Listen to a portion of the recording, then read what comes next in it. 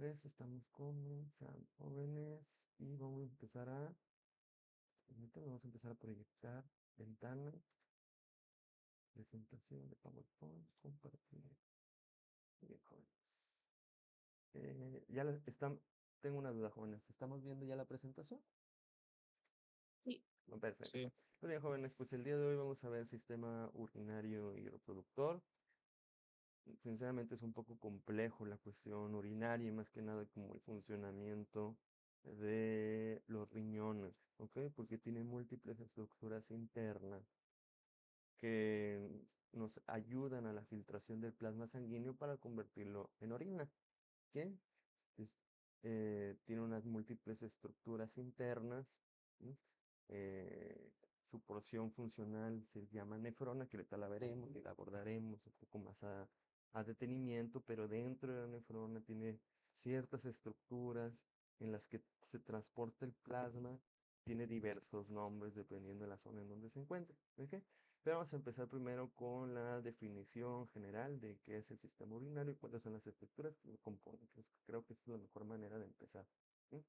El sistema urinario se compone primordialmente de los riñones, ¿no? Son dos órganos pares, ¿sí? Tienen una apariencia más o menos el tamaño como de frijoles, ¿sí? Pero están evidentemente más grandes, aproximadamente como el tamaño de la palma de la mano. El riñón derecho es ligeramente más pequeño que el riñón izquierdo por el hígado, ¿no? Que se encuentra en la parte superior del riñón, ¿sí?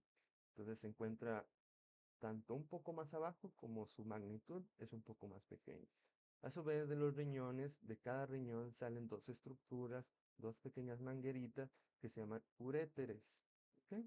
Y esos uréteres se van a conectar con la vejiga, ¿no? Sabemos que es la zona en donde se almacena la orina y posteriormente esta orina se expulsa a través de la uretra, ¿ok? Esos son los cuatro componentes del sistema urinario. Las funciones de este sistema urinario son a través de los riñones, regulan el volumen y composición de la sangre. Ayudan a regular la presión arterial a través de una hormona que se llama renina, ¿ok? Con R, renina. Regulan también el pH, ¿sí? Y el nivel de glucosa en sangre, ¿ok?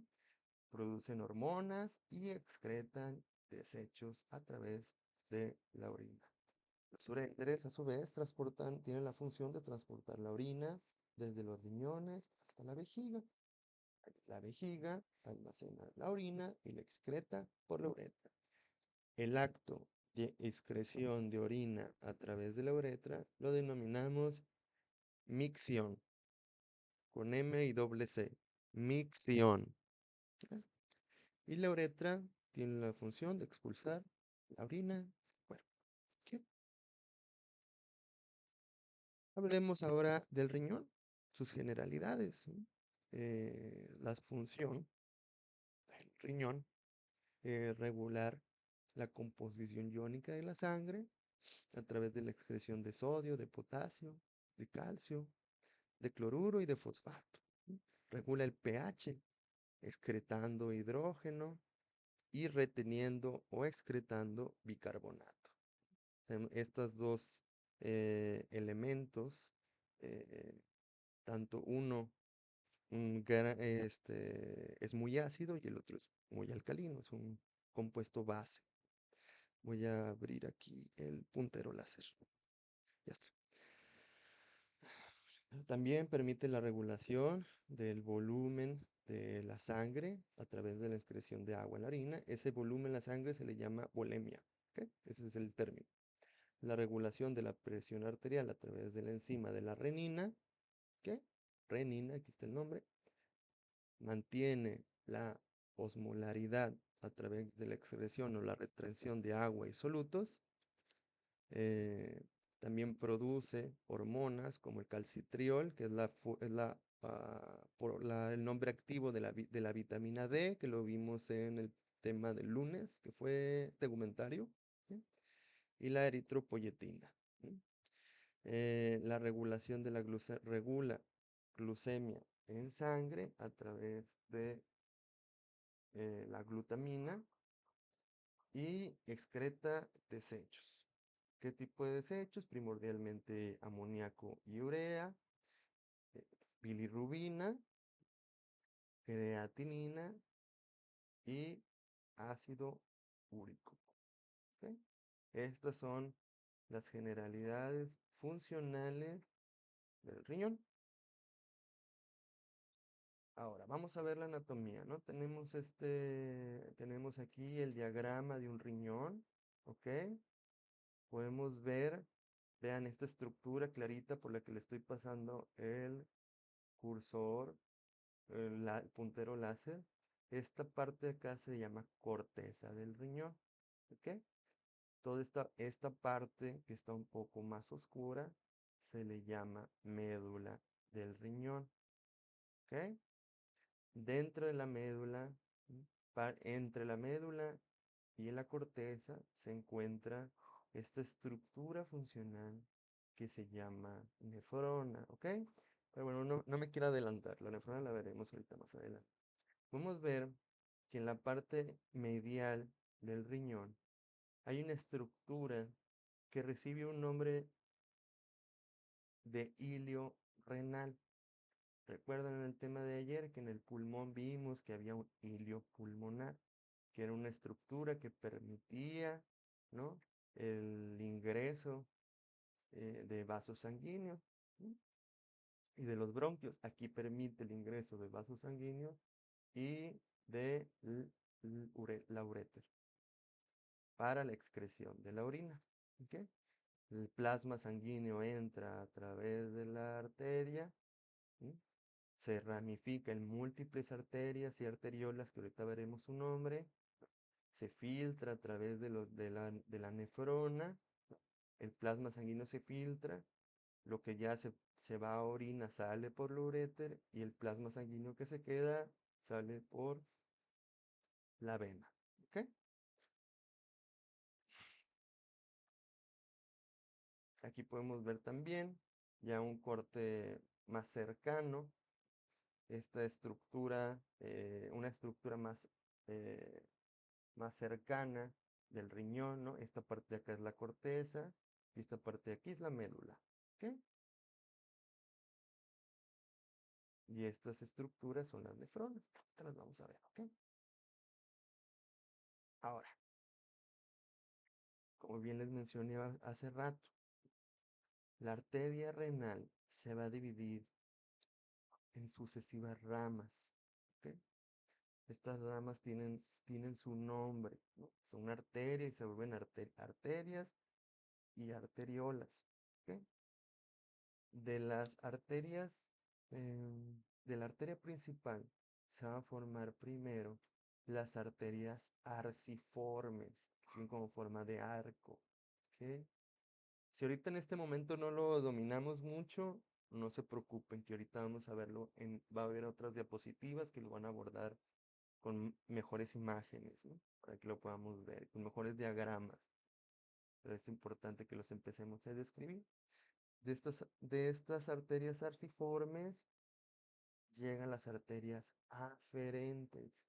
¿Recuerdan como los nervios, ¿no? Había un nervio que es aferente y un nervio que es eferente. Y el aferente es el que lleva el estímulo de afuera hacia adentro. Pues las arteriolas aferentes del riñón llevan el plasma desde el cuerpo, desde fuera del riñón, adentro del riñón. De estas arteriolas aferentes, ¿qué?, se forma una, una unidad funcional que se llama corpúsculo renal o pequeño cuerpo renal. ¿Ok? Aquí tenemos este diagrama. ¿Va? También lo podemos... ¿Sí, diga? Bueno, entonces, este corpúsculo renal está formado de dos partes. ¿Ok? El glomérulo, y aquí lo podemos ver en esta parte de aquí, el glomérulo, esta cantidad de vasos sanguíneos sumamente ramificados en forma de capilares, y la cápsula de Bowman. ¿Ok? Digamos, el plasma sanguíneo pasa arteria arciforme, arteria eferente y glomérulo. ¿Ah? Y a través de osmolaridad va a filtrarse a la cápsula de Bowman, y la cápsula de Bowman lo va a pasar ya a unos túbulos. El primero se llama túbulo, lo tenemos de este lado, túbulo contorneado proximal. ¿Ok? Túbulo contorneado proximal. Cápsula de Bowman, túbulo contorneado proximal. Este túbulo va a tener una forma, así, primero una forma así media errática, medio meandrosa, ¿no? Así, y baja. Así hace como se introduce, esto se encuentra así, lo ponemos de este lado, veamos de este lado esta imagen, ¿no? Aquí está la, la corteza, y aquí tenemos la médula, ¿no? Que está formando estas pequeñas pirámides, son pirámides renales, ¿no? Ingresa se le llama asa de Henle, o de Hanle, pero se escribe Henle con H.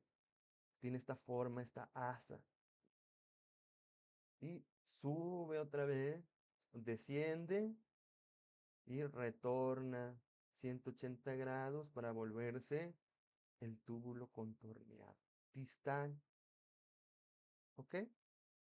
Y este túbulo contorneado distal ya lo lleva el conducto colector para poderlo pasar al uréter. ¿Ok? Entonces, veamos este diagrama. Vamos a enfocarnos en este diagrama, ¿no? Viene el plasma sanguíneo. Se mete a través de la arteria. Arteria renal, arteria arciforme, arteria aferente. Se introduce en este corpúsculo renal y hay un intercambio de plasma, ¿no? El glomérulo lleva plasma y la cápsula de Bowman capta ese plasma que se filtra. Lo que no necesita filtrarse se regresa, ¿no? Hay una circulación. Y veamos aquí, ya nos enfocamos ahora en este diagrama inferior central. Vean que tiene este túbulo contorneado proximal y el asa de está lleno de vasos sanguíneos también. ¿Por qué? Porque en este recorrido, ¿no?, el mismo sistema de la nefrona puede retener en el conducto del asa de Henle, puede retener el plasma que considere que debe de excretarse, pero si en el camino se fue una sustancia que el cuerpo considere que se necesita, se regresa. ¿Okay? La regresa nuevamente a los vasos sanguíneos, ¿no?, en forma de venas. ¿Va? Entonces vean que toda esta zona posterior al glomérulo, digo, al corpúsculo renal, también está ricamente inervado. O sea, no solamente se produce el intercambio plasmático en el corpúsculo, sino a través de toda la estructura nefronal. Y ya en el túbulo contorneado distal se interrumpe la irrigación sanguínea o el intercambio plasmático y se deposita en el conducto colector. ¿Ok? Nuevamente. Y me regreso porque yo sé que es medio complicado. ¿Ok? Arteria renal, ¿no? Ya vemos que es una rama de la aorta, ¿no? De la aorta descendente. Sale la arteria renal y se introduce en el riñón a través del hilio renal. Se va a formar, aquí tenemos en esta arteria arciforme, ¿okay?, y arteria aferente. Después de volverse arteria aferente o arteriola aferente, se introduce en el corpúsculo renal. Y el corpúsculo renal, lo importante que ustedes lo analicen es que está compuesto de dos estructuras: el glomérulo y la cápsula de Bowman. Si les preguntan en la pregunta de examen, ¿no?, jóvenes, ¿cuál es o sea, podría decir cuáles son las desestructuras que conforman el corpúsculo renal? Glomérulo y cápsula de Bowman. ¿Okay? Y a partir de ese corpúsculo renal, ya se divide, ¿no? Se vuelve ya el túbulo contorneado proximal, asa de Henle, túbulo contorneado distal. Yo sé que es medio complicado, yo sé que es medio complejo, tiene varios pasos que intervienen simultáneamente, pero en las siguientes diapositivas yo tengo una imagen que se los va a dejar, yo creo que un poco más claro este recorrido plasmático. Ahora, glomérulo. Es esta zona de acá, esto que estoy señalando con el cursor. Aquí lo tenemos en amarillo. ¿Ok? Tenemos en la parte inferior la arteriola aferente que entra al glomérulo. Aquí estaría la cápsula de Bowman, rodeándola parcialmente. Y la arteriola eferente. Ya una vez que pasa del glomérulo, hay una arteriola eferente, sale de ahí. ¿Ok? Este sería el túbulo contorneado distal. En esta zona, donde se podría producir un intercambio plasmático fuera del glomérulo, le llaman mácula densa. Y algo muy importante que podemos ver en esta imagen es que alrededor, antes de ingresar al glomérulo, hay unas células que se llaman yuxtaglomerulares. Vamos a las etimologías. Yuxta es junto con, ¿no? Eso significa en la etimología. Entonces son las células que están junto con los glomérulos, ¿no? Entonces, vamos a leer la información que tenemos aquí. Las paredes de la arteriola eferente contienen células yuxtaglomerulares que en conjunto con las extraglomerulares o las que se encuentran más allá del glomérulo, ¿no? Forman el aparato yuxtaglomerular, ¿ok? Que controla el funcionamiento de la nefrona y produce renina. Y la renina va a ayudar a regular la presión arterial, ¿ok? Ya sea cuando ingresa, ¿no? Cuando está ingresando el plasma sanguíneo al glomérulo, estas células van a tener la propiedad de poder ver cuánta presión sanguínea se está ejerciendo en el glomérulo, ¿no? Recuerdan que ayer vimos, eh, permítame tantito. Vimos qué significaba presión sanguínea, presión arterial, ¿no? Y determinamos que la presión arterial era la fuerza que ejercía la sangre en los vasos sanguíneos, ¿ok? Entonces, determina la fuerza, la presión arterial que está entrando y a través de esta hormona llamada renina regula esta presión arterial, ¿no? Entonces, renina, y probablemente esto va un poquito más allá de las competencias de este curso, ¿no? Forma un complejo que se llama, sus siglas son SRAA, ¿ok? Se llama, es renina, o sea, sistema renina, angiotensina, aldosterona, ¿ok? Entonces, sobre todo cuando hay una baja presión arterial, la renina, o sea, estas células determinan que se necesita aumentar esa presión arterial, ¿no? Y estimulan la renina, que en conjunto con la angiotensina y la aldosterona van a aumentar la presión sanguínea. ¿Ok? ¿Qué es lo importante aquí? Las células yuxtaglomerulares, ¿dónde se encuentran? En la arteriola aferente, ¿no? ¿Y qué producen? La renina. ¿Y para qué sirve la renina? Para regular la presión arterial. Esto es lo importante de este esquema. ¿Ok? Y veamos esta imagen que les dije que para mí esto yo creo que nos deja un poco más claro, ¿sí? Que lo anterior, porque nos menciona cuál es el flujo o cuáles son las estructuras que se encuentran en el paso del plasma sanguíneo, empezando aquí con la arteria renal. Es el ingreso, ingresamos al riñón a través de la arteria renal, ¿no? Se va a dividir arteria segmentaria, luego arteria interlobular, porque va a entrar en los lóbulos, ¿no? Y ya es arcuatas, arcuatas o arciformes, arteriolas aferentes, donde se va a encontrar el aparato justaglomerular, y los capilares glomerulares, ¿no? ¿Cuáles son los capilares glomerulares? Los que se encuentran dentro del glomérulo. ¿Ok? Va a salir el plasma, va a salir el vaso sanguíneo a una arteriola eferente, ¿no? Y se va a volver, va a envolver, ¿no?, los túbulos distales y proximales de la nefrona, ¿no? Y se va a volver capilares peritubulares. ¿Ok?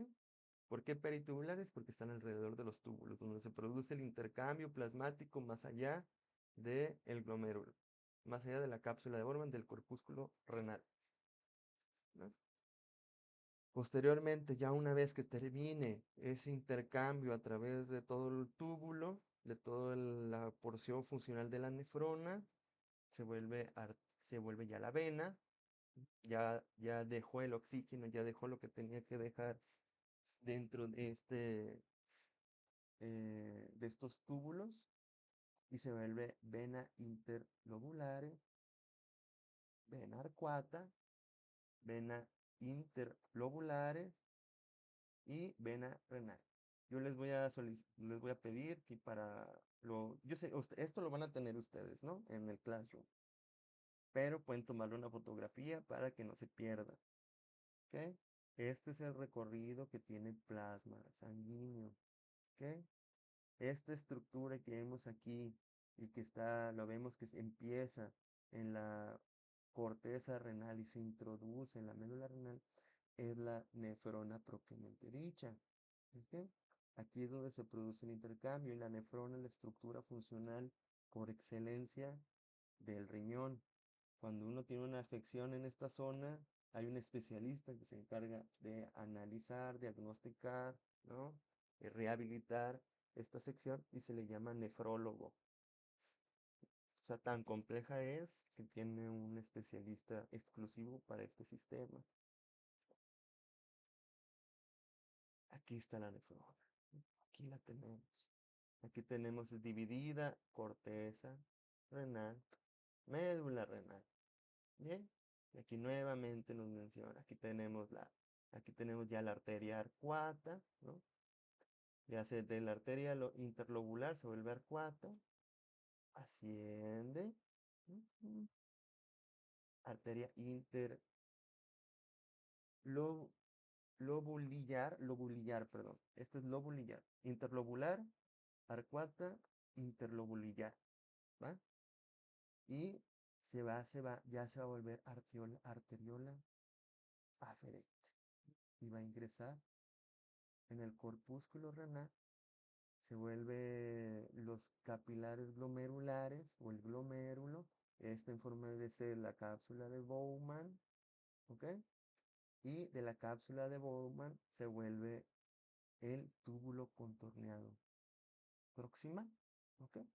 Ven que todo el túbulo contorneado proximal está rodeado de vasos sanguíneos. Este túbulo contorneado proximal va a descender, ¿no? Se va a volver la asa de Henle, va a ingresar a la médula y va a volver a salir a la corteza, ¿ok? Y en todo su recorrido va a estar acompañado de los capilares peritubulares, ¿va? Todo su recorrido, desde el túbulo contorneado proximal hasta el túbulo contorneado distal, ¿ok? Y del túbulo contorneado distal ya se vuelve conducto colector, ¿sí?, conducto papilar y ya, cáliz menor y la orina, tal cual, ¿no? Ya se excreta por el urétero. Esto es importante, este diagrama es muy bueno y nos ilustra el recorrido y las estructuras involucradas en esta filtración del plasma sanguíneo. ¿Ok?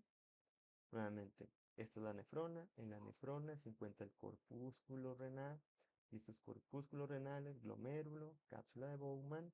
Y las estructuras que no son vasos sanguíneos son túbulo contorneado proximal, asa de Hanle, túbulo contorneado distal, conducto eferente, ¿no? Conducto, ya este conducto colector eferente es el que lo va a mandar a la uretra ya en forma de orina.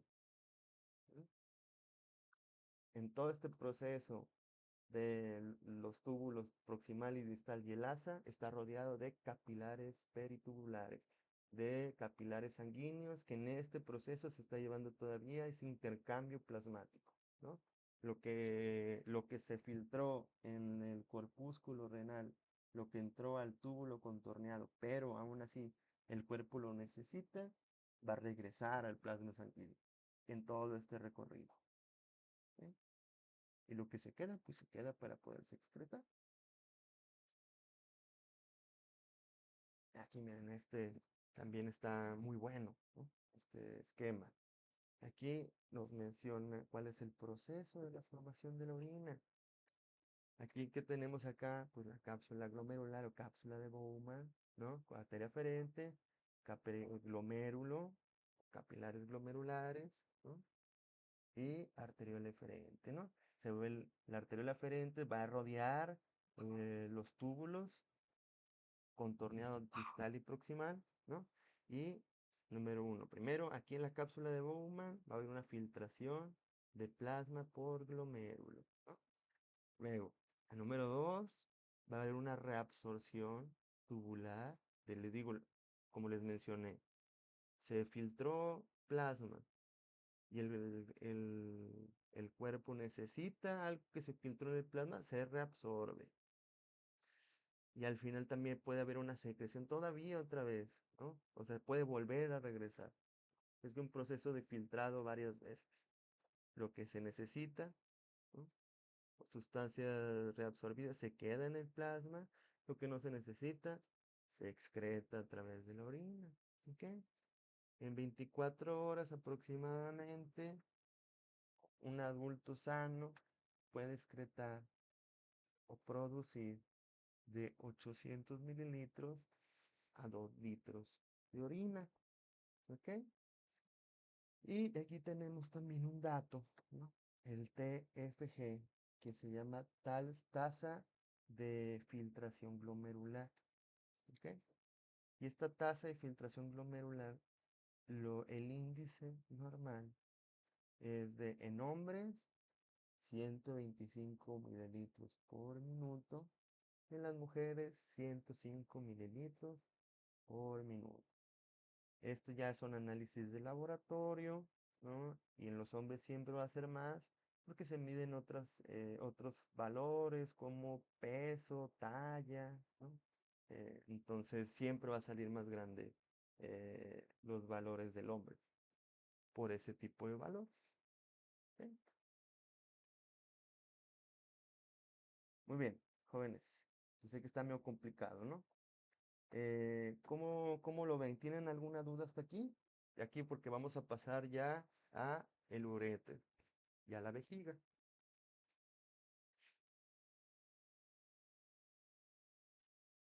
Sin duda.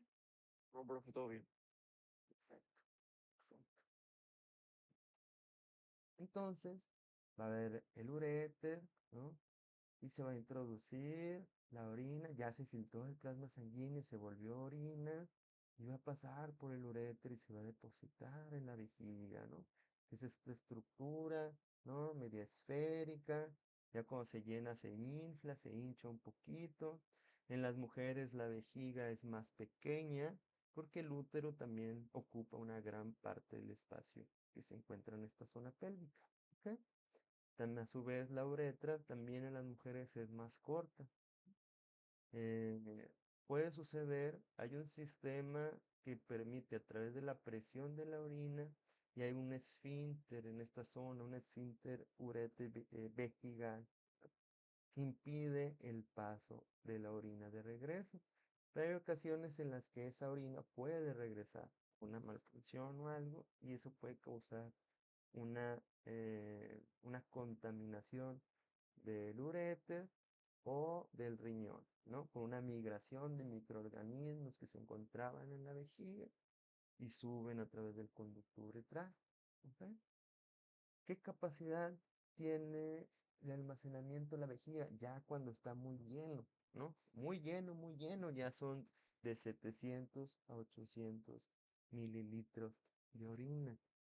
Digo, de 700 a 800 mililitros, pero cuando uno tiene la sensación de empezar, cuando se empiezan a hacer el estímulo de micción, es alrededor de 250 a 600 mililitros. ¿Ok? Nuevamente, de 250 a 600 mililitros se empieza a tener la sensación de micción, de que se necesita vaciar la vejiga. ¿Ok? Pero su capacidad total de almacenamiento de orina son de 700 a 800 mililitros. ¿Ok? La uretra en las mujeres mide aproximadamente 4 centímetros. 4 centímetros. Y de los hombres varía entre los 18 a los 20 centímetros. ¿Ok? Esta uretra se encuentra detrás de una estructura ósea que se llama sínfisis pélvica. ¿Ok? Se encuentra detrás de un huesito de la unión de estas dos porciones de la pelvis que se llama sínfisis pélvica. ¿Ok? Para atrás. Aquí está nuevamente la uretra, visto en corte en un plano sagital. Vemos las estructuras masculinas primordialmente. ¿Por qué? Porque ya les mencioné que la uretra masculina es más larga y tiene 3 porciones. Esto también apúntenlo, por favor. Hay una uretra prostática, hay una uretra membranosa y hay una uretra esponjosa. ¿Ok? Y al final pasa el meato urinario. Pero nuevamente, uretra prostática, uretra membranosa y esponjosa es la porción más terminal. ¿Ya? Ahora veamos. Quiero que nos enfoquemos en estas estructuras. Aquí está la vejiga. Y en la parte inferior de la vejiga está la próstata. Un individuo que tenga una inflamación prostática comprime esta uretra, la uretra prostática. Y por ende, uno de los síntomas es que la micción le resulta insuficiente. Tiene la sensación de que no ha expulsado toda la orina. Y probablemente sea así. ¿Por qué? Porque se están bloqueando los canales de la uretra prostática debido a la inflamación de la próstata. ¿Ok? Nuevamente, uretra prostática, uretra membranosa y uretra esponjosa. Aquí tenemos una imagen de un perineo femenino, ¿ok? Con todas sus estructuras, que ahorita las pasaremos a analizar en el siguiente tema, ¿no? Es importante, aquí puse la imagen de un instrumento que se llama catéter de Foley. Este instrumento lo que permite es que en situaciones de intervención quirúrgica o de ciertas necesidades se introduce a través de la uretra, ¿no? Y ayuda en la eliminación de la orina, traspasando los esfínteres urinarios, ¿no? En las mujeres es necesario el conocimiento de las estructuras peritoneales femeninas para no equivocarnos, ¿no? en el ingreso del catéter. En el tiene que entrar a través del meato urinario. En los hombres es más simple. Hay una salida nada más. En las mujeres hay varias estructuras comprometidas. Y es a través del meato urinario donde se introduce, sobre todo cuando van a cualquier tipo de intervención quirúrgica. También en labor de partos.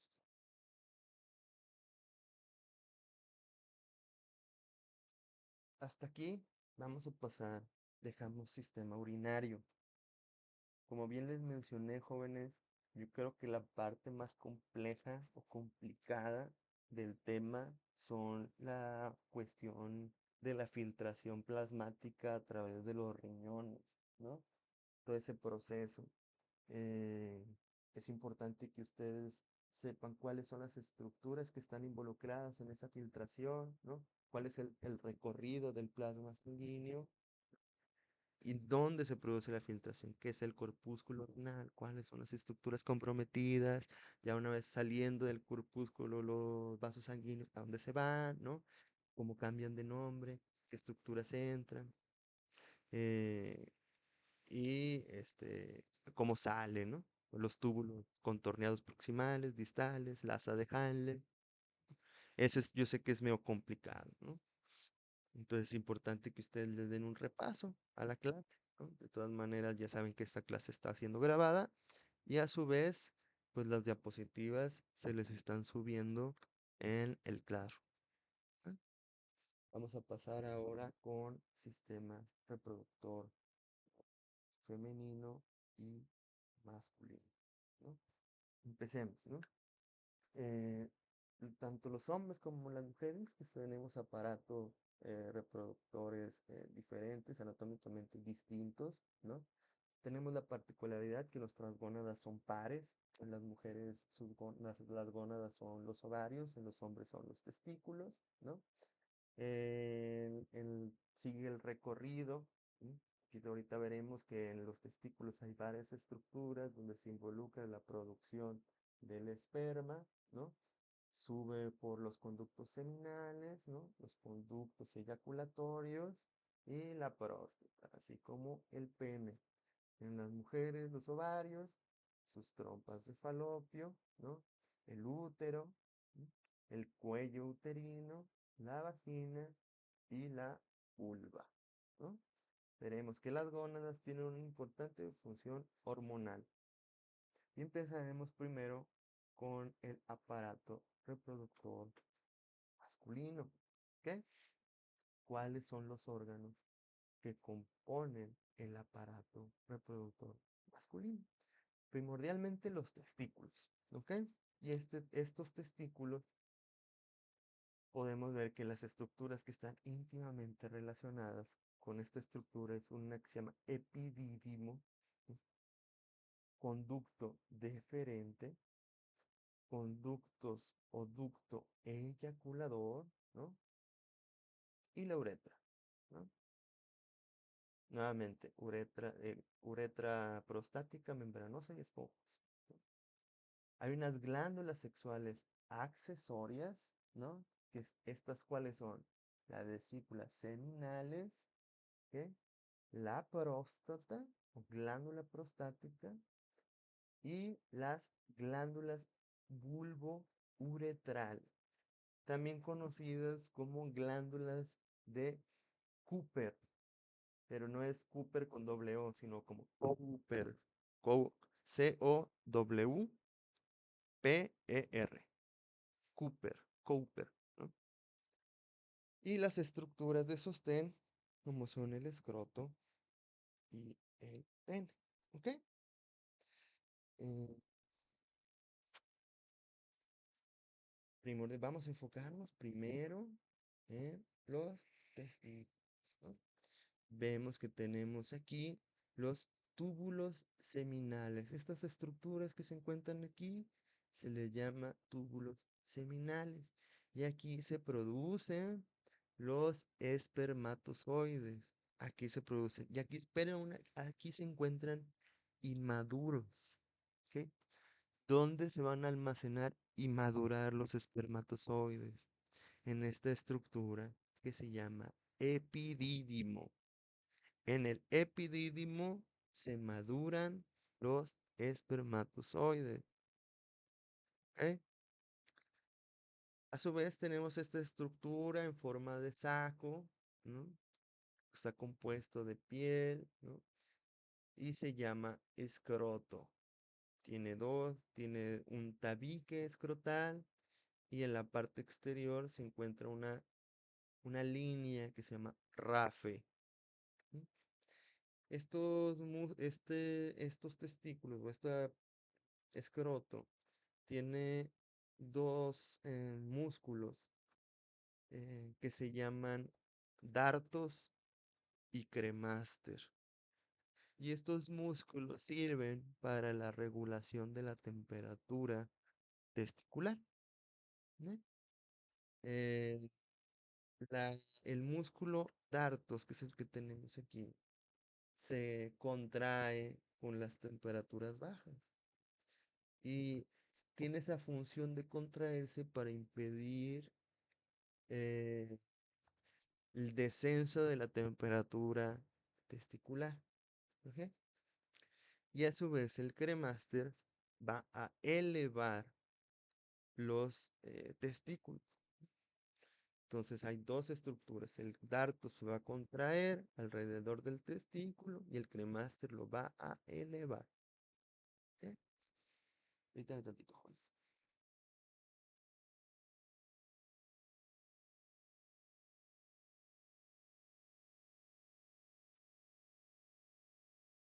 Y bien mencionamos, ¿no? Las estructuras, las células primordiales de la reproducción masculina son los espermatozoides. ¿Sí? Y el espermatozoide lo podemos dividir en una cabeza, una pieza intermedia y un flagelo, ¿no? En la cabeza hay un núcleo y en este núcleo se encuentran 23 cromosomas sumamente condensados. Este núcleo o esta zona nuclear eh, se dice que solo lleva un tercio posterior de la cabeza espermatozoica y dos tercios anteriores al núcleo se encuentra una estructura que se llama acrosoma, que la vemos aquí, que es la punta de lanza del espermatozoide. Tiene esta forma ovoide, ¿no? Y este acrosoma se encuentra lleno de enzimas que permite penetrar en el ovocito secundario y poder lograr la fecundación. ¿Ok? Tenemos que tiene proteasas, que son enzimas que ayudan a romper las proteínas de las paredes ovulares, y hialuronidasas también, que permiten degradar las enzimas hialurónicas que se encuentran en la pared del óvulo, ¿no? O sea, esta zona de aquí permite el ingreso a través de una catalización proteica, ¿no? del espermatozoide, ¿no? A su vez, la cola la podemos dividir en cuatro partes. En un cuello, ¿no? En una pieza intermedia, en una parte principal y en un terminal donde se encuentra el flagelo, ¿no? En esta parte del cuello es la parte más posterior en relación con la cabeza y ahí se encuentran los centriolos.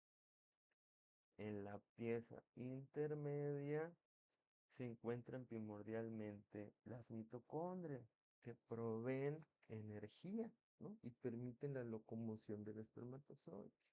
La locomoción o el movimiento flagelar espermatozoico solo es posible gracias a las mitocondrias de esta zona, ¿no?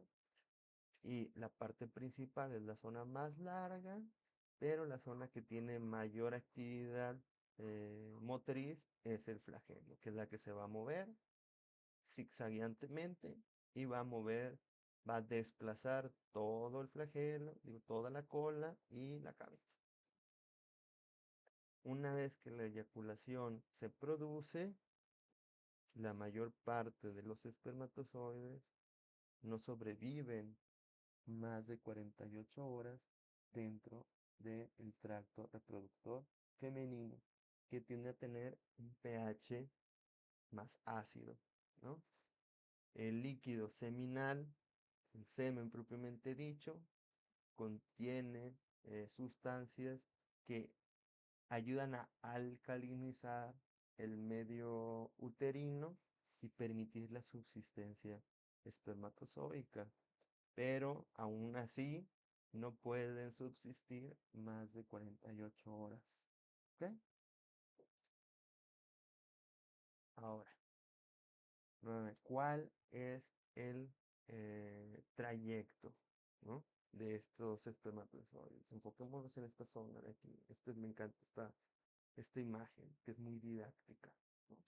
Eh, Primeramente, se va a producir los espermatozoides en los túbulos seminales, ¿no? Nuevamente, cuando les pregunten dónde se producen los túbulos, dónde se producen los espermatozoides, en los túbulos seminales.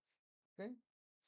Em, Hay unas estructuras que se llaman células de Sertoli, ¿ok?, que se encargan de nutrir y proteger a las células, a los espermatozoides creados, ¿no? Y secretan un líquido que los impulsa, ¿no?, tanto al epidídimo, o estos que se encuentran en el epidídimo, los impulsa a través el ducto eferente. ¿Ok?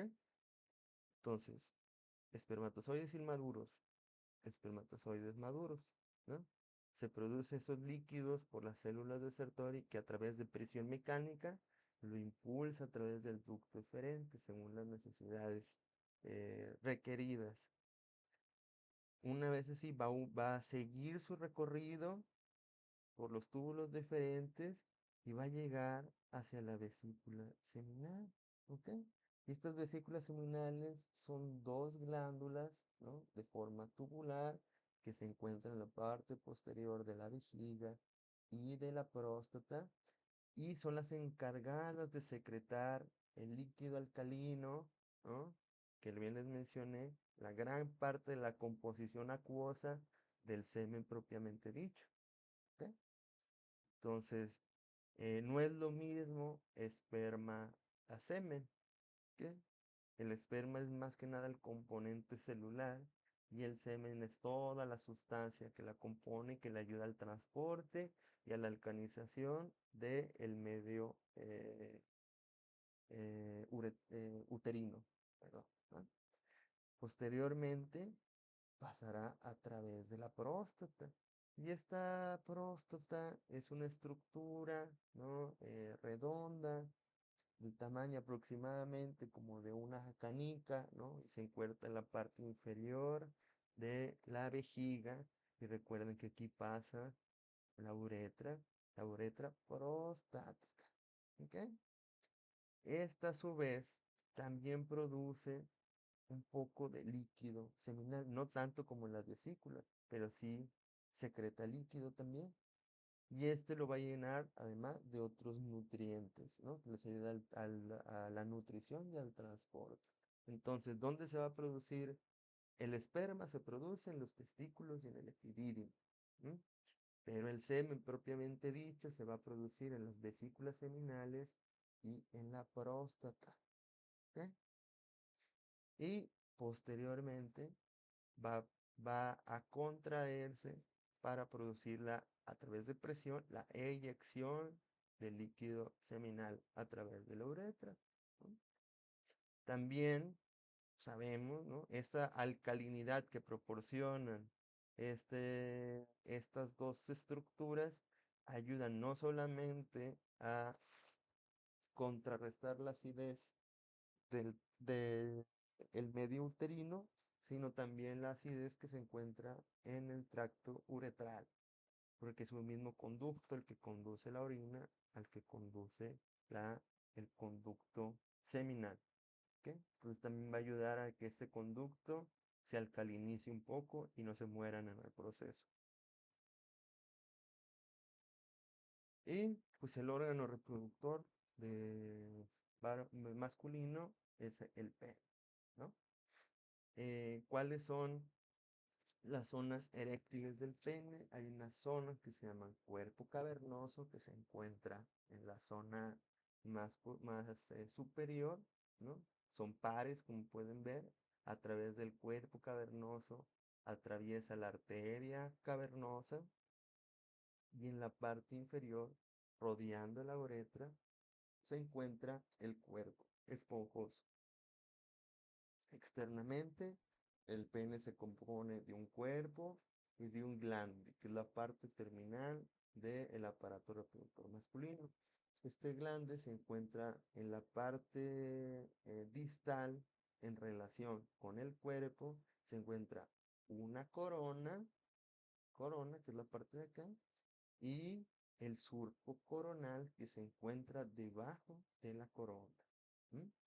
Rodeando el glande se encuentra un tejido epitelial que nosotros le denominamos prepucio. ¿Ok? El orificio de salida del prepucio, no del glande, del prepucio, le denominamos anillo prepucial. ¿Ok? La zona por la que sale eh, la micción y el semen le llamamos meato. Meato. ¿Ok? Meato urinario. Ahora, esta estructura de meato no es exclusiva de los hombres, también las mujeres tienen un meato urinario, pero así se le denomina a la estructura por la cual se excreta, ¿no? Y las fibras simpáticas de la médula espinal inician y mantienen la erección del pene. ¿Ok? A su vez, las fibras parasimpáticas van a liberar y producir óxido nítrico. Y eso lo que va a hacer es que hay una relajación de las fibras musculares, ¿no? De estas fibras de las arteriolas que nutren los tejidos y se produce una dilatación de los vasos sanguíneos, ¿no? Entonces vemos cómo se interviene el sistema nervioso autónomo para producir y mantener la erección a través de grandes cantidades de sangre que se introducen en los tejidos eréctiles del pene. Nuevamente, ¿cuáles son esos tejidos eréctiles del pene? El cuerpo cavernoso y el cuerpo esponjoso. ¿Ok? Siendo el cuerpo esponjoso el que rodea la uretra y el cavernoso la parte superior del pene.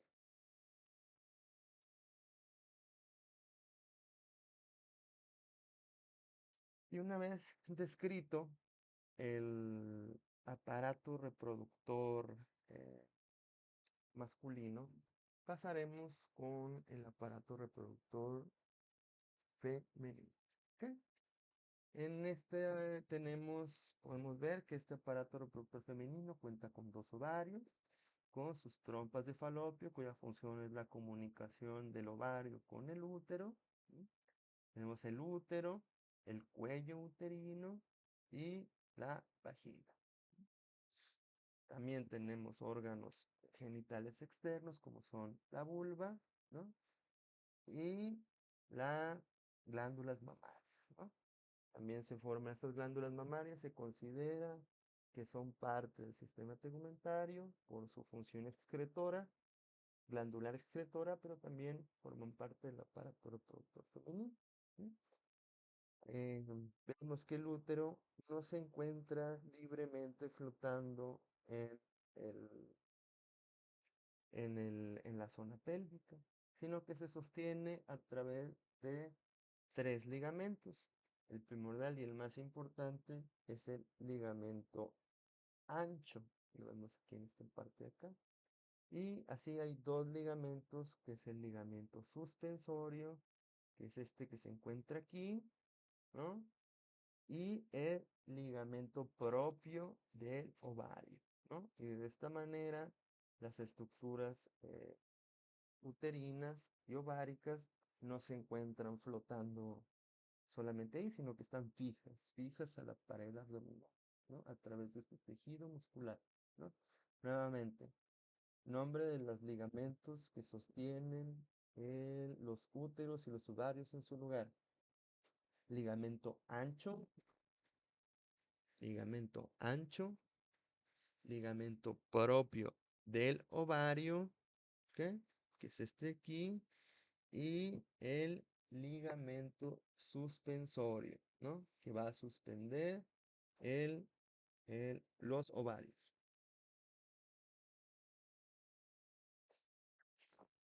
Ahora, pasemos brevemente a describir las trompas uterinas, ¿ok? Estas trompas uterinas proveen de una ruta para que los espermatozoides alcancen al óvulo, ¿no? Y transportan ovocitos secundarios y óvulos fertilizantes desde los ovarios hasta el útero. Ahorita veremos cuál es la diferencia entre ovocito primario y secundario. ¿Ok? La porción en forma de embudo, ¿no?, que conecta la trompa con los ovarios se le llama infundíbulo. Infundíbulo. Esta zona acá, ¿no?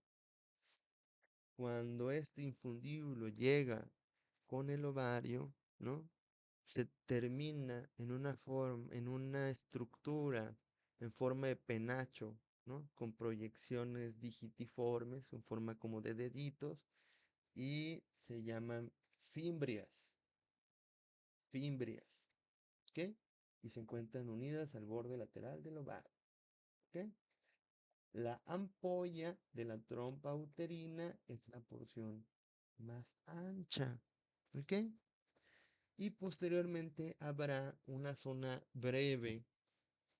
De ancho se vuelve breve y se llama istmo.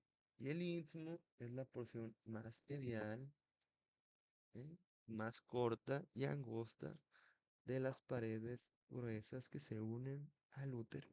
¿Ok? Nuevamente, estructuras de las trompas uterinas. Infundíbulo, como en forma de embudo. Las fimbrias, que son como ese penacho que une la trompa de falopio con el ovario, ¿no? Una ampolla, que es una zona un poco más ancha, la porción más ancha, y el istmo, que va a conectar la trompa con el útero. Y pasaremos a describir esta estructura que tiene el nombre de útero. El útero nos describe la literatura que tiene una forma y el tamaño de una pera invertida. ¿Ok? Tiende a ser más grande en las mujeres que tienen embarazos recientes y es más pequeño en las mujeres que han sufrido un proceso menopáusico. ¿Ok? Y ese proceso menopáusico es debido a unos bajos niveles hormonales, ¿no? Este útero se divide en tres partes. Primero que nada, el fundus, que es esta forma de cúpula en la parte superior del útero. ¿Sí? En el cuerpo, ya es la porción central más estrecha, propiamente dicha, y en un cervix o cuello uterino. ¿Ok? Esta zona de acá. Fundus, cuerpo, cuello uterino. Y continúa hacia la porción vaginal y externamente en los labios menores. Ahora, las células del cuello cervical producen un moco cervical, ¿ok? Y ese moco cervical es más apto para los espermatozoides durante el tiempo de la ovulación, ¿no? Porque es más viscoso y más alcalino. ¿Mm? Vemos que las capas que se encuentran en el útero son tres. Son una capa externa serosa que le llamamos perimetrio. perimetrio, una parte muscular medial, que le llamamos miometrio, así como el miocardio, que es miometrio, ¿m? Y un endometrio, que es una parte mucosa y es la parte interna del cuerpo del útero. Este endometrio a su vez se va a dividir en dos partes, en una parte basal o permanente o en una parte funcional o transitoria, que va a ser la parte del endometrio que se va a desprender en el proceso menstrual. ¿Ok? Nuevamente, endometrio se divide en dos, parte basal o permanente, parte funcional o transitoria. ¿Cuál va a ser la parte del endometrio que se desprende en el ciclo menstrual? El endometrio funcional. ¿Eh? Y una vez descrito el útero y su composición interna, pasaremos a describir brevemente la vagina. Y la vagina es ese receptáculo del pene eh, en las relaciones sexuales, pero también es un lugar de salida para el flujo menstrual y el canal del parto. ¿Dónde está situada la vagina? Situada entre la vejiga urinaria y el recto. ¿Ok? En la vagina se encuentra un delgado pliegue de mucosa vascularizada que recibe el nombre de himen. ¿Ok? Y este himen eh, forma un borde que rodea y cierra parcialmente el extremo inferior de la apertura hacia el exterior de la vagina, hacia el orificio vaginal. ¿Ok? Después de su ruptura, generalmente, no siempre, pero generalmente después de que se produce, después de la primera relación sexual, solo existen remanentes. ¿Ok? Y podemos ver aquí en la parte inferior izquierda estos tres tipos de remanentes del himen que forman tres partes. Permítame.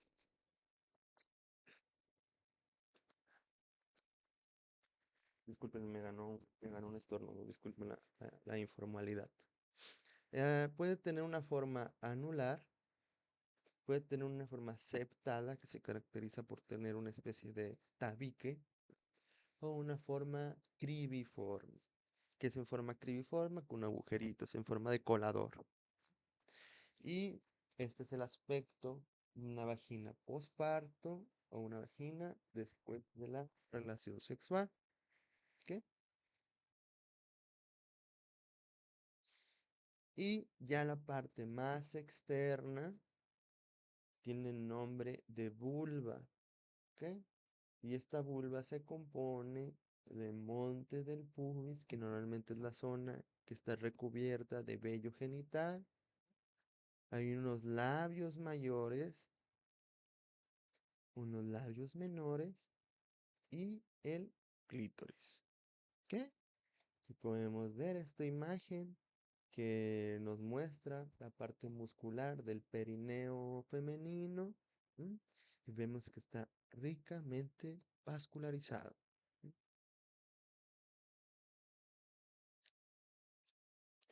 Y antes de eh, pasar a lo que son las glándulas parauretrales, queremos enfocarnos en esta imagen inferior derecha, que es este diagrama de el perineo.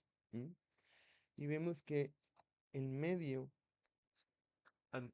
entre la vagina y el ano, pasa una estructura muscular que se le denomina músculo transverso superficial del perineo, ¿ok?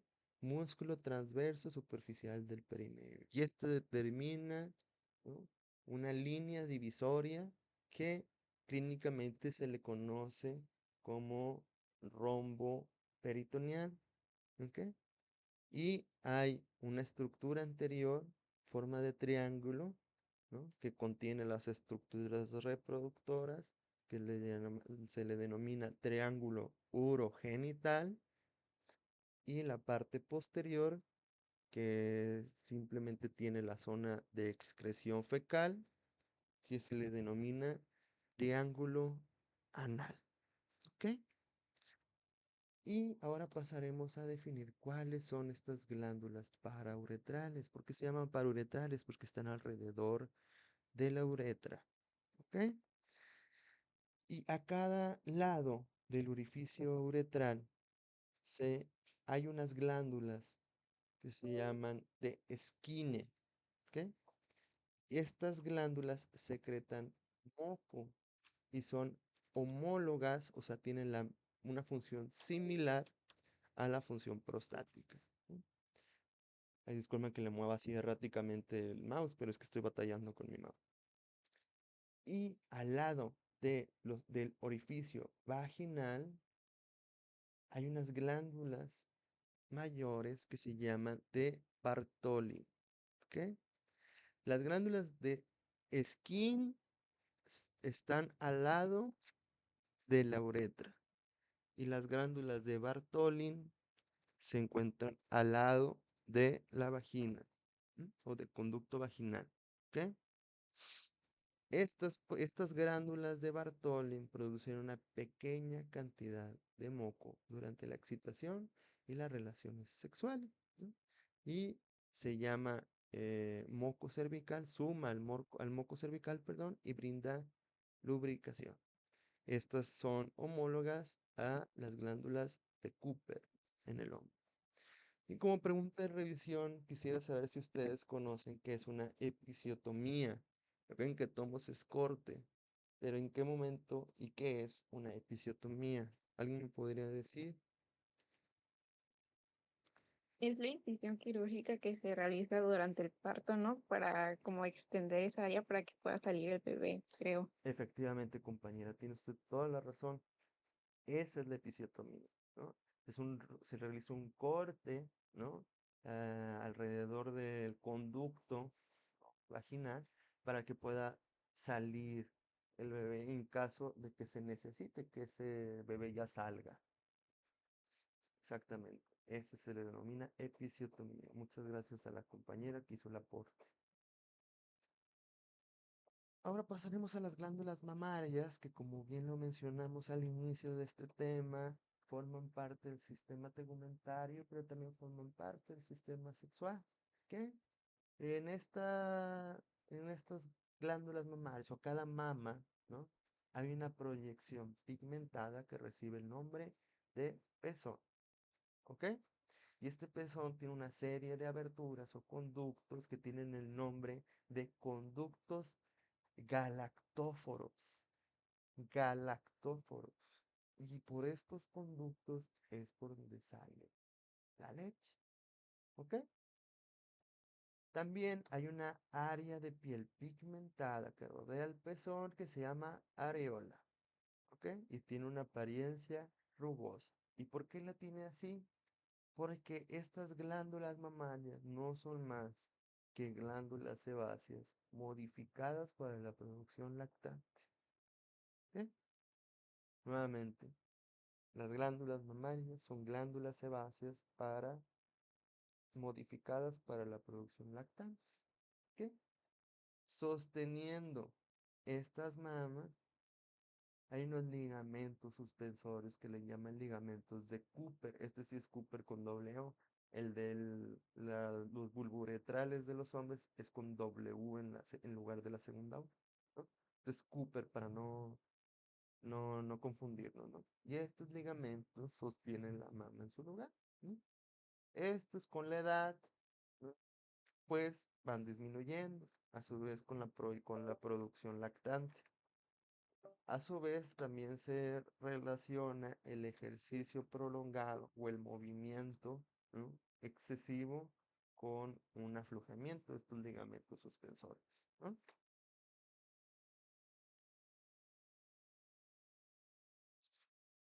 Y pasemos a esta parte final, que es el ciclo reproductor femenino. ¿Ok? Este ciclo comprende una serie de fenómenos que ocurren en los ovarios, tanto mientras sucede como luego de la maduración de un ovocito. Ahorita veremos un diagrama de un ovocito. ¿Ok?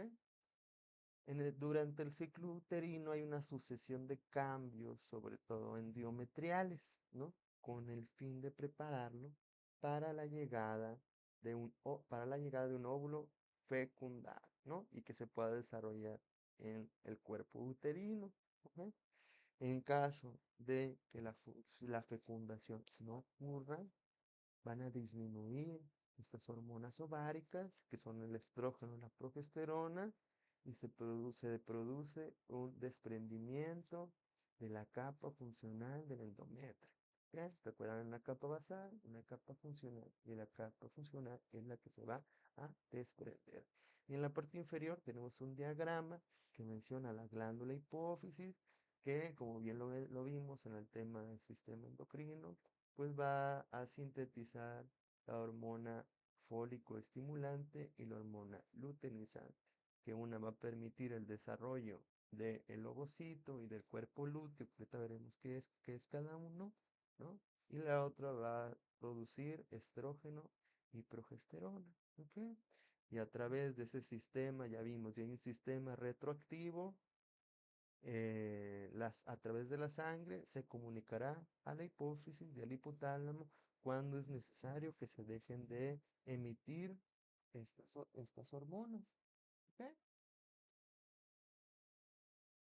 Ahora, eh, en el hipotálamo se va a segregar una sustancia que es un precursor de la fólico estimulante y la luteinizante. Y esta es la GnRH hormona liberadora de gonadotropina. Nuevamente, hormona liberadora de gonadotropina. Esta hormona es la encargada, ¿no?, de señalar la producción de hormona fólico estimulante y la hormona luteinizante. La hormona luteinizante va a estimular la ovulación y la producción del cuerpo lúteo. ¿Ok?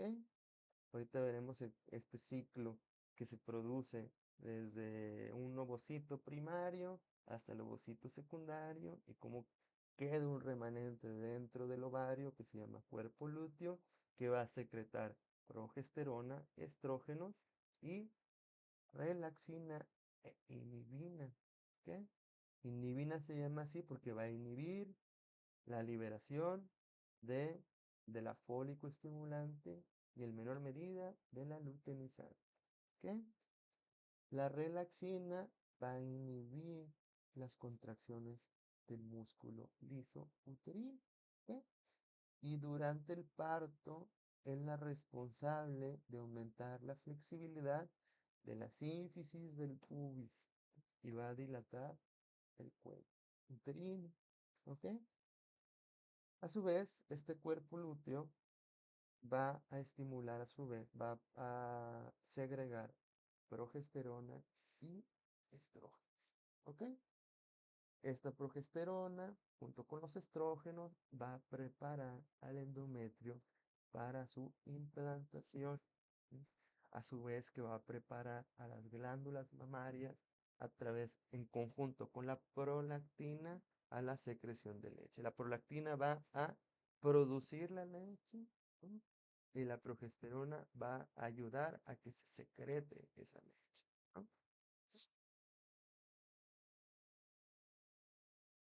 Y aquí tenemos, ¿no?, un ovocito primario envuelto, ¿no?, en una membrana basal, en una teca interna, y aquí es donde se están produciendo todas estas hormonas, que ahorita la veremos más adelante, ¿no? Estos folículos de crecimiento, así se llama, folículo de crecimiento, que en su recorrido a través de la parte interna del ovario va a liberar el ovocito y va a producir el cuerpo lúteo o cuerpo amarillo. Ahora, me encanta este diagrama porque es sumamente didáctico. Eh, nos posiciona temporalmente a través de este ciclo menstrual. ¿Ok? El ciclo menstrual es normalmente de 28 días, aunque se considera normal un ciclo de 24 a 35 días. ¿Ok? ¿Cómo podemos definir lo que es la menstruación? La menstruación no es más que el proceso de destrucción y expulsión de un óvulo no fecundado y concluye en un desprendimiento de la capa funcional del endometrio y como consecuencia una hemorragia vaginal. ¿Ok? Ahí veremos que la menstruación se divide en cuatro etapas. Una fase menstrual, una fase preovulatoria o proliferativa, una ovulación y una etapa postovulatoria o luténica. ¿Ok? La fase menstrual se produce aproximadamente desde el día 1 al día 5. ¿Ok? Y es el primer día de la menstruación. ¿Ok? Entonces, normalmente cuando van las mujeres a consulta ginecológica, les preguntan cuál es el primer día del ciclo menstrual. No es el día final o el último día, se cuenta desde el primer día que empezó eh, la fase menstrual, que es del día 1 al 5. Aquí lo tenemos, vemos aquí el diagrama, ¿no? Hay un ciclo ovárico, hay un, hay un índice de temperatura corporal, un índice de las hormonas hipofisiarias, un índice de las hormonas ováricas y un índice del ciclo uterino. ¿Ok? Esto que tenemos acá, este vaso sanguíneo, representa esta capa basal o permanente. Y esta capa fluctuante es la capa funcional y la que se va a desprender. ¿Ok? Vemos que desde el día 1 al día 5 hay una formación de un folículo y hay una temperatura estable, así como las hormonas también, y hay un desprendimiento endometrial. ¿Vale? Posteriormente, del día 6 al día 13 o 14, al día 13, perdón, hay una fase preovulatoria. Y esta es la más variable y responsable de la duración del ciclo. Aquí vemos que entre el día 6 y 13 el folículo está madurando. ¿Ok? Y esto de aquí es un ovocito primario. ¿Por qué es ovocito primario? Porque es el folículo que no ha desprendido su óvulo todavía. Esto no es un ovario, esto es un folículo y esto se encuentra dentro del ovario. ¿Ok? La temperatura se mantiene estable, la fólico estimulante se empieza ya a levantar un poquito para que ese folículo se empiece a formar, ya hay un alto índice, empieza el estrógeno a aumentar su actividad. ¿Eh? Vemos ya en el día 14, que es el día de la ovulación, todo se altera. En el ciclo ovárico, por ejemplo, el folículo, una vez que ha madurado, desprende el ovocito secundario, que es el ovocito que se va potencialmente a fecundar. ¿Ok? Y deja un remanente. ¿Ok? Una vez que se desprende este folículo, el ovocito secundario sale, pero dentro del ovario se mantiene este, este folículo y recibe el nombre de cuerpo amarillo o cuerpo lúteo. ¿Ok? Y este va a ser el encargado, ¿no?, de segregar progesterona y estrógenos. ¿Ok? Estos. Entonces vemos en la ovulación que hay un aumento de la temperatura corporal aproximadamente de 1 grado, ¿no? Hay un pico en la hormona luteinizante, ¿no? La hormona luteinizante va a alcanzar su pico en la ovulación, así como la hormona fólico estimulante, ¿no? El estrógeno cae súbitamente, ¿no? Y junto con la progesterona empieza a subir parcialmente durante este proceso de la fase eh, lútea, pero ahorita lo veremos, ¿no? Y ya, el endometrio está preparando para recibir la fecundación, ¿no? La fecundación normalmente, potencialmente se produce en las trompas de falopio y van bajando y se deposita el ovocito fecundado en el endometrio, ¿no? Entonces, una vez, ¿no?, que hay una fecundación y que hay una implantación del ovocito fecundado en el endometrio, empieza una demanda hormonal del producto. Y esa demanda hormonal la va a satisfacer el, eh, el cuerpo lúteo. ¿Ok? ¿Y a través de qué? ¿No? El producto va a empezar a sintetizar una hormona que ya la vimos que es la hormona del embarazo. ¿Alguien recuerda cómo se llamaba esa hormona del embarazo? Que era la que veíamos cuando medíamos, cuando están en las pruebas de embarazo. Veíamos en la parte de endocrino. La dopamina coriónica humana. Eso es todo, compañera. Efectivamente, esa es la hormona del embarazo, ¿no? A través de esa hormona va a haber una demanda de estrógenos y progesterona para el producto, para la satisfacción de sus necesidades nutrimentales, ¿no? Posteriormente, ¿no?, a través de la formación placentaria, este cuerpo lúteo va a dejar de funcionar. ¿Ok? Entonces, supongamos, ¿no? No, no hubo fecundación.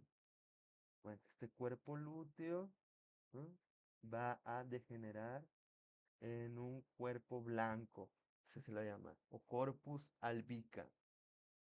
¿Ok? Entonces ya pasamos a una etapa, nuevamente empieza el ciclo, ¿no? Posovulatorio, luténico, si hay un aumento del endometrio funcional también, hay un aumento de progesterona, sin embargo no se produjo la fecundación y se repite el ciclo, ¿no? Hay un desprendimiento de tanto del óvulo no fecundado como del endometrio funcional. Y en esta imagen está hermosa porque describe el movimiento cíclico del folículo, del ovario y del cuerpo lúteo, ¿no? Hay hay un folículo formándose en esta zona, ¿ok? Hay un ovocito primario ya formado dentro del folículo, hay una maduración folicular, ¿no?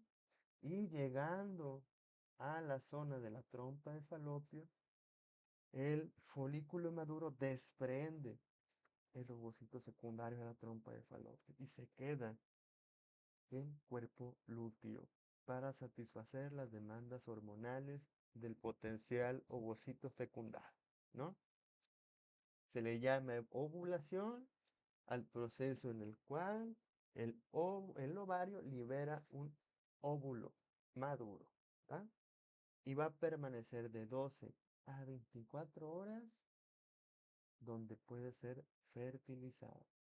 De 12 a 24 horas. Y recuerden que los espermatozoides pueden durar hasta 48 horas en el tracto uterino. ¿Sí? Y aquí concluiríamos, jóvenes, nuestro tema del día de hoy.